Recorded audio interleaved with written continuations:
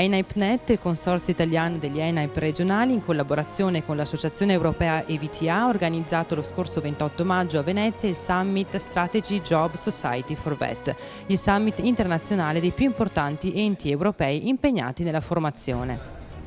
L'Europa investe tantissimo, noi abbiamo un obiettivo: sapere quale sarà la nuova programmazione europea, e l'abbiamo chiesto agli attori protagonisti dell'Europa. Abbiamo con noi João Santos, che è il direttore generale della VET, della Vocational Educational Training, che è la formazione professionale.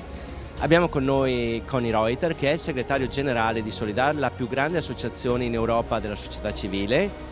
E abbiamo con noi Steve Bainbridge, che è colui che scrive tutto il report per gli Stati membri sulle applicazioni, non so, dell'apprendistato, del sistema scolastico, del sistema educativo e della formazione professionale.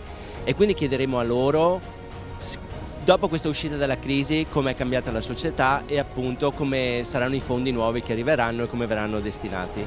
Lo facciamo con 3 presidenti: uno sono io, il secondo è Timo Foikar, che rappresenta il sistema dell'apprendistato in Europa, e il terzo è Santiago García Gutiérrez, che rappresenta tutto il sistema delle scuole in Europa. Insieme con questi presidenti faremo una domanda a ognuno dei nostri speaker. L'obiettivo è: cosa succederà domani?